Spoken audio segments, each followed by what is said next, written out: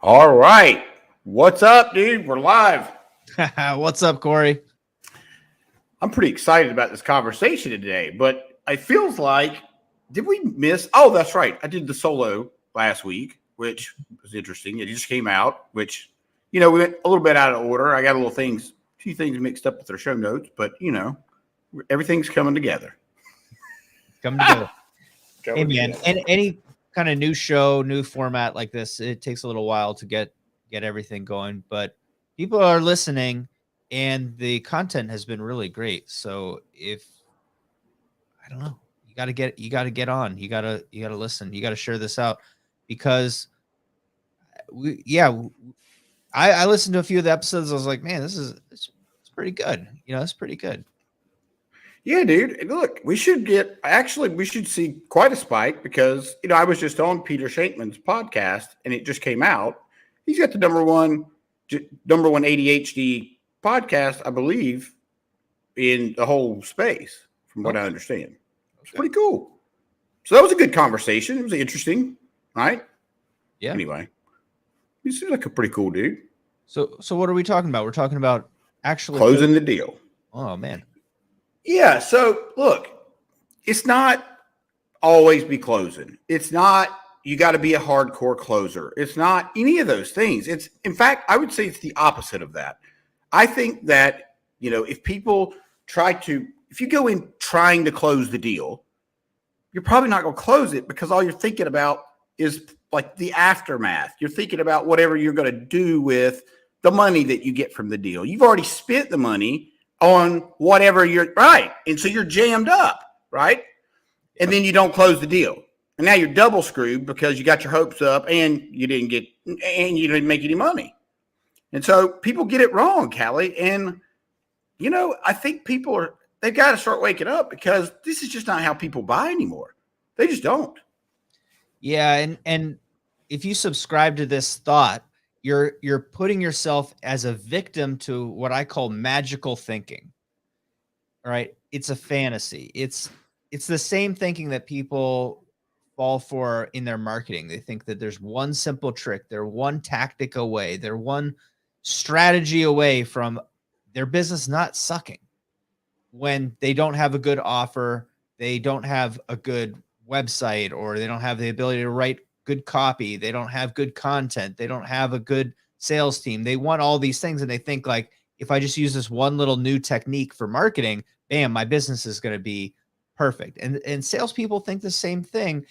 And I know what it is because business is hard, life is long, and we have to build experience. But you think, oh, if I just knew this trick, it would be easy.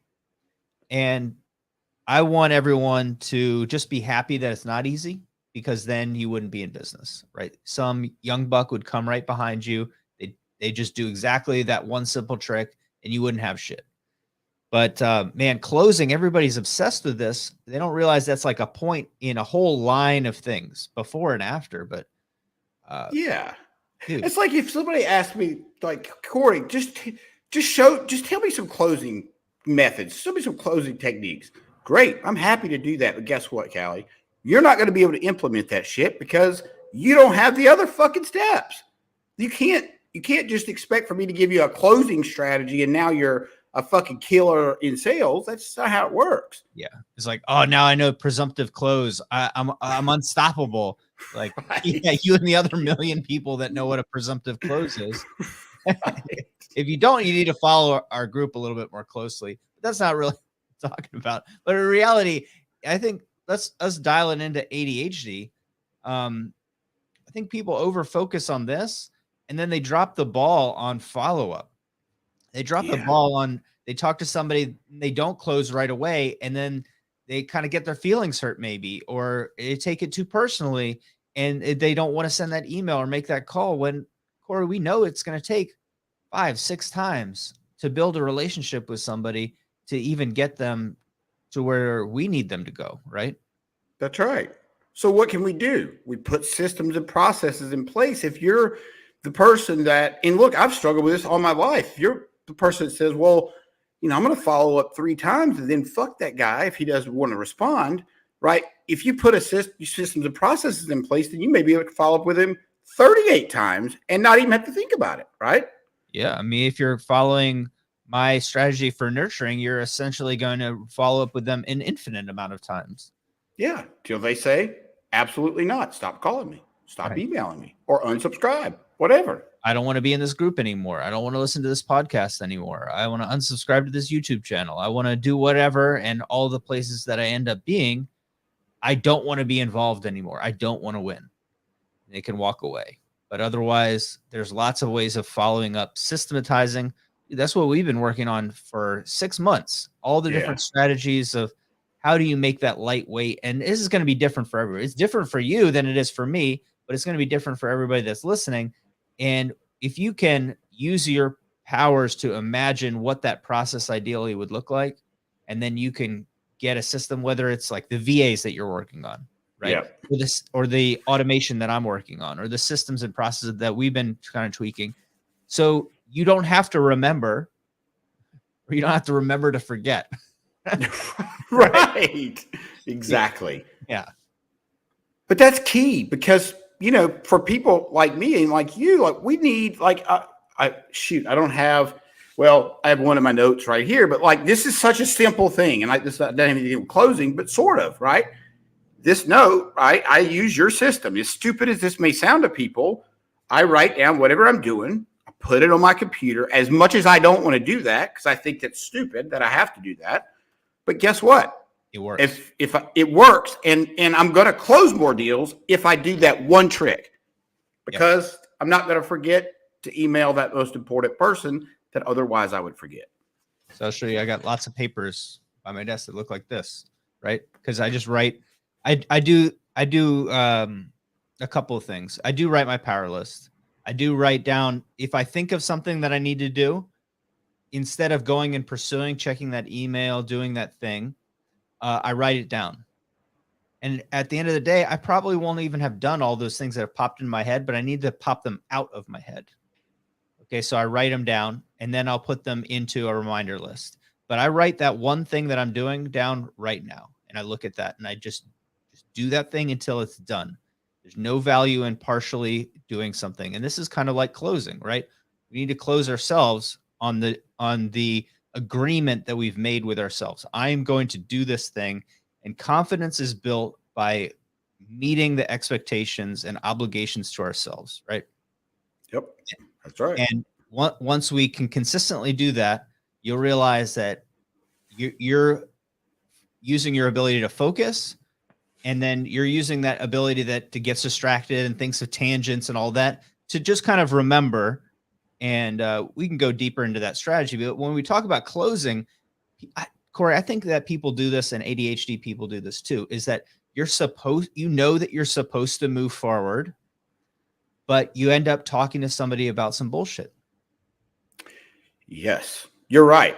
And here's why. And here's why it happens. And look, if you're at the closing table, the rapport should be built way before that, right? Yep.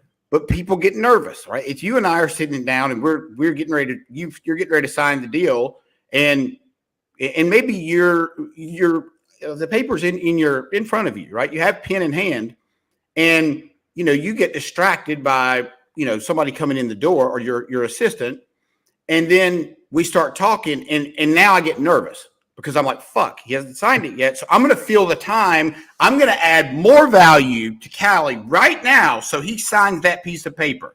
That's how we think. And it's the wrong thinking. Yeah. Because all you're going to do. Overbill. Yeah. Hell yeah. Oversell. Absolutely. Oh, yeah. Sell yourself right out of the deal. Yeah. You're going to see this. You see this with content too. It's like I try to walk a fine line, is that I know that I want to give out lots of content. We want to do this. You do the same thing. Give out lots of content, put valuable posts out, podcasts out to help people. But at a certain point, and I don't care what sales you're in. If you're in software, this might be case studies, right? If this is cars, it might be car information. If I give people all the information and specs on 10 different cars, it's going to make them have to make 10 decisions.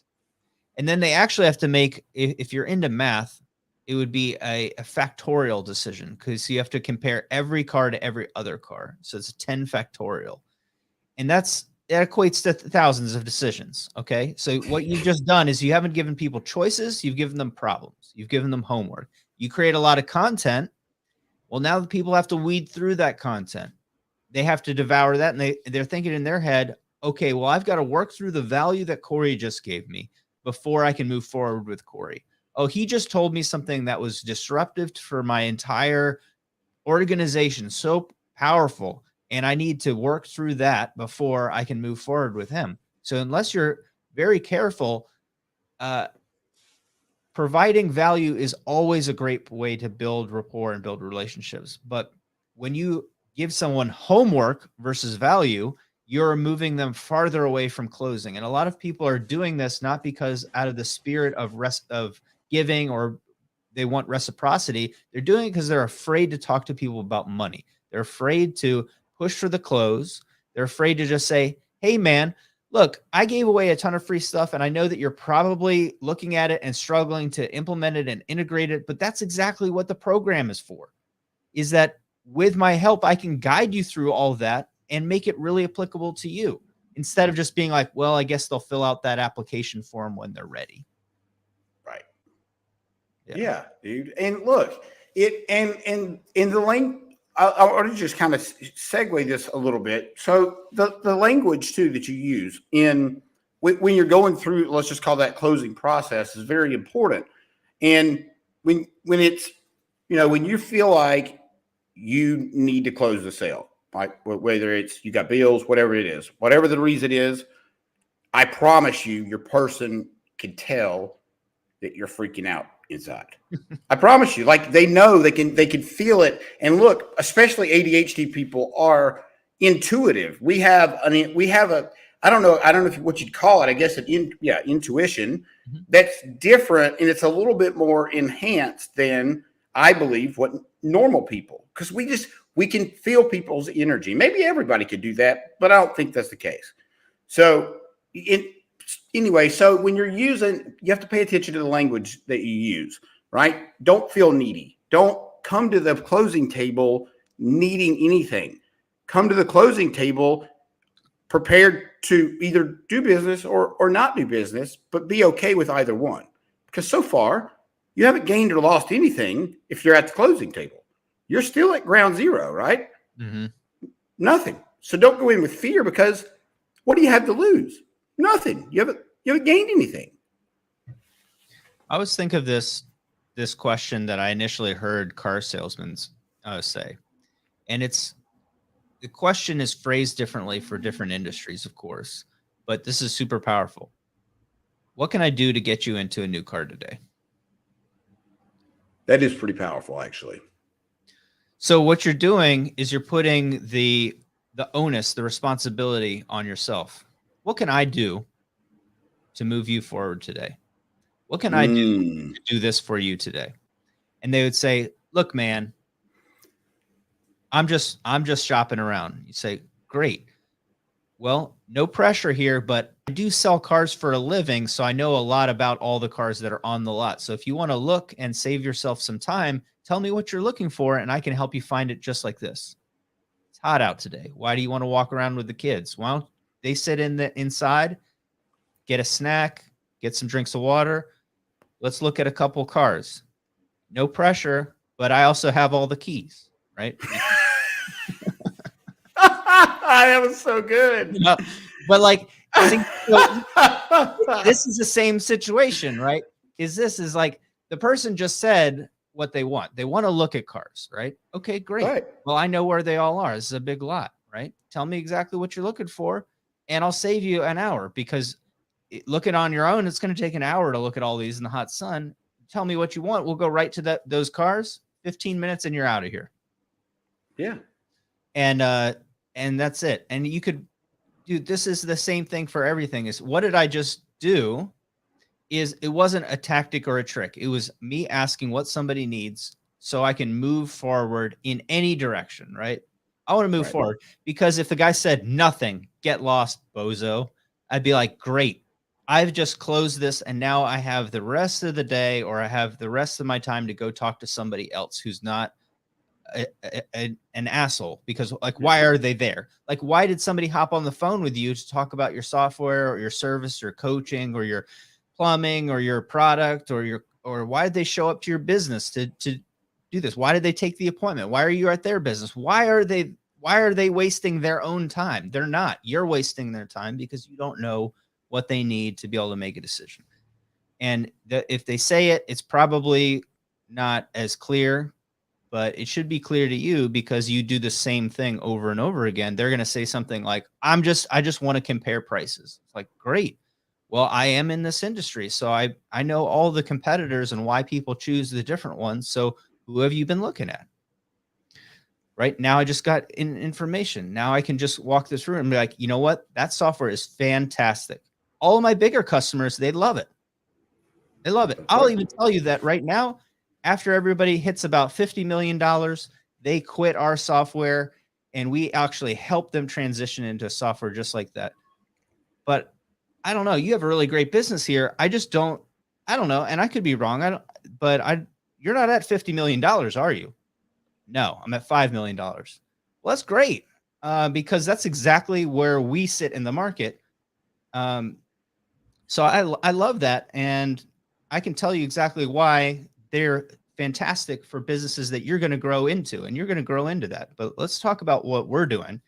And you can think about this infinitely. Is like, for me, dude, closing is it's a process of just trying to move forward, right? I want to take one step at a time. And usually people have some idea in their head. It's going to take too long, too much of their own time. It's going to cost too much. They want to choose their options. They don't want to be sold, right? All of these things. So for me, like, because I'm not really a salesperson, I just want to know what those are so we can move forward and I can like cut the meeting short. So also you did something really important there, that you did it probably unconsciously because you do it all the time, but it's really important to point out in how you delivered the message about the $50 million. And that's where we're going to transition you to once you get there. Future pacing, right? It's what you're doing is you painted the dream before you got to the real question. And that person's already thinking about, how I'm going to help them get to 50 million and how I'm going to help them transition away from my company. Yep. Exactly. Yep. That's exactly what they're thinking. And so that's why you get the answer that you get, because they're thinking about the future. The reason that I say that is because, I'm in contract manufacturing, and that's exactly what I tell people is that, okay, well, what we do is complete life cycle contract manufacturing. I take somebody from, they want to make 1 to 1 million. And a common objection that they have is that they're comparing us to $1 billion traded on the stock market contract manufacturers, right? There's 2 really big ones in the US. And they're thinking with their success mind, this is going to be gold, man. I'm going to make hundreds of thousands of these, hundreds of thousands a month. And so they're thinking like, this rinky dink operation can't possibly get me where I want to go. So they're like, how would you compare to this? And say, that's fantastic. Actually, I've helped that company do this and this and this. And what we do, you're right. We cannot stand up $1 billion manufacturing plant for your product. But what I can do is what I've done for XYZ in the past, where we help people grow from about here to here. So in my case, like we support programs that are under $1 billion, and the manufacturing spend is usually between $500,000 and say $10 million. That's great. Once it's beyond that, you're all set up with all the processes and procedures that you need to easily transition that to your own facility or as big as you possibly could go. And we can help you support that. And here's some examples of how we've done that. But it's the same thing, dude. It's the same thing as the software conversation. It's that it is easier to sell somebody if you look at that line, like I was saying, that timeline of all the events, and you put success way out there. Like, because I'll be honest with you that only 1 in 10 of those projects really go to any significant volume where it's difficult for us to even manufacture it at all, right? It's more common that people won't make any of them and we have to cut them loose. Why is that? They run out of money? Because they don't know how to sell. Of course. Yeah. It's Right. it's a much bigger problem. Like, people don't focus on sales. That's like why we talk, right? They don't focus on selling their product. They focus on making their product. And like I tell you all the time, you can just hire some nerd like me to make your product. It is an easily solvable problem with money, whereas marketing and sales is not, right? You can spend $100 million and not get $100 million back in marketing and sales. In manufacturing, you can spend $10 million, you'll get $10 million worth of product. Probably get 20 or $30 million worth of, MSRP product. It is a easily solvable problem. And by that, it's very difficult, but it's solvable by money. Like, zero time, zero knowledge, just solved with money. But selling the product, they don't think about that because they've never sold something, or they've never sold that thing before because it's new, right?